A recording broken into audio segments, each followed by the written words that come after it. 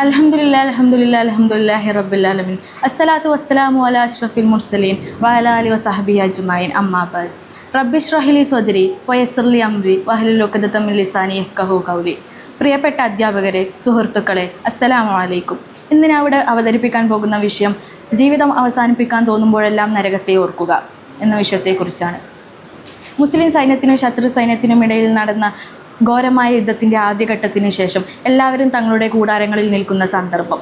മുസ്ലിങ്ങളിൽ ധീരപ്രകടനം നടത്തിയ ഒരു മനുഷ്യനെക്കുറിച്ച് സഹാബികളെല്ലാം വാതോരാതെ പറഞ്ഞുകൊണ്ടിരിക്കുകയായിരുന്നു. അപ്പോഴാണ് നബി സല്ലല്ലാഹു അലൈഹി വസല്ലമ തങ്ങൾ അവിടേക്ക് കടന്നു വരികയും പക്ഷേ അയാൾ നരകത്തിലാണെന്ന് പറഞ്ഞതും. ശേഷം യുദ്ധത്തിൻ്റെ അടുത്ത ഘട്ടത്തിലേക്ക് കടന്നു. ആ യുദ്ധത്തിൽ മുസ്ലിങ്ങൾ വൻ വിജയം നേടുകയും ചെയ്തു.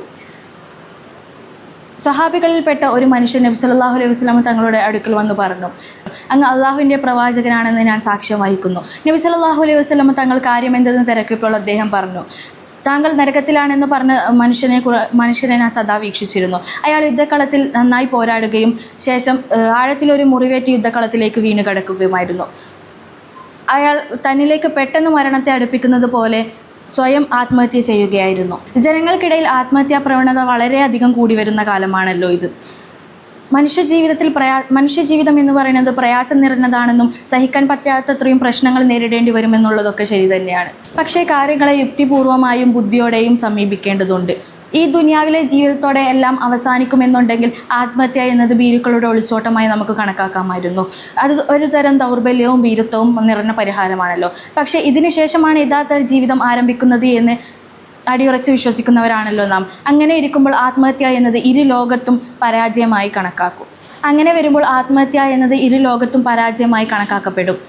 ആത്മഹത്യ ചെയ്യുന്നവർ നരകത്തിലാണെന്ന് ഹദീസുകളിൽ വ്യക്തമായി വന്നിട്ടുണ്ട്. തീരുമാനം അള്ളാഹുവിൻ്റെ പക്കൽ നിന്ന് മാത്രമാണ്. ഒരാൾ എങ്ങനെ ആത്മഹത്യ ചെയ്തതാണെങ്കിലും ശിക്ഷിക്കുകയാണെങ്കിൽ അതവൻ്റെ നീതിയും, മാപ്പ് കൊടുക്കുകയാണെങ്കിൽ അതവൻ്റെ കാരുണ്യവുമാണ്. ചെയ്തത് വലിയ പാപമാണെങ്കിലും ആത്മഹത്യ ചെയ്തവൻ മതത്തിൽ നിന്ന് പുറത്തു പോകുന്നവരല്ല. മറിച്ച് അവന് മരണാനന്തരം വിശ്വാസിയുടേതിന് സമാനമായ മരണാനന്തര ചടങ്ങുകൾ നിർവഹിച്ചു കൊടുക്കേണ്ടതുണ്ട്. ഇതൊക്കെ ആത്മഹത്യ ചെയ്തതിന് ശേഷമുള്ള കാര്യങ്ങളാണ്. ആത്മഹത്യ ചെയ്യാൻ ഉദ്ദേശിക്കുന്നവരാണെങ്കിൽ നബി സല്ലല്ലാഹു അലൈഹി വസല്ലം തങ്ങളോടൊപ്പം യുദ്ധം ചെയ്ത മനുഷ്യൻ പോലും നരകത്തിലാണെന്ന് പറഞ്ഞത് ഓർക്കുക. അതുകൊണ്ട് സാഹചര്യങ്ങളെ ക്ഷമാപൂർവ്വം കൈകാര്യം ചെയ്യേണ്ടതുണ്ട്. പ്രയാസത്തിന് ശേഷം സന്തോഷം കടന്നു വരിക തന്നെ ചെയ്യും. ഭീരുവായി ഉൾവലിന് ആത്മഹത്യ ചെയ്യുന്നതിനെക്കുറിച്ച് ആലോചിക്കാതിരിക്കുക. ജീവിതം എത്ര തന്നെ പ്രയാസകരമാണെങ്കിലും നരകത്തിൽ കഴിയേണ്ടി വരുന്ന ഓരോ നിമിഷത്തേക്കാളും എത്രയോ സുഖകരമാവുമെന്നോർക്കുക. ഇത്രയും പറഞ്ഞുകൊണ്ട് ഞാൻ എൻ്റെ വാക്കുകൾ ഉപസംഹരിക്കുന്നു. വാഖിറു ദഅ്വാനാ അൽഹംദുലില്ലാഹി റബ്ബിൽ ആലമീൻ.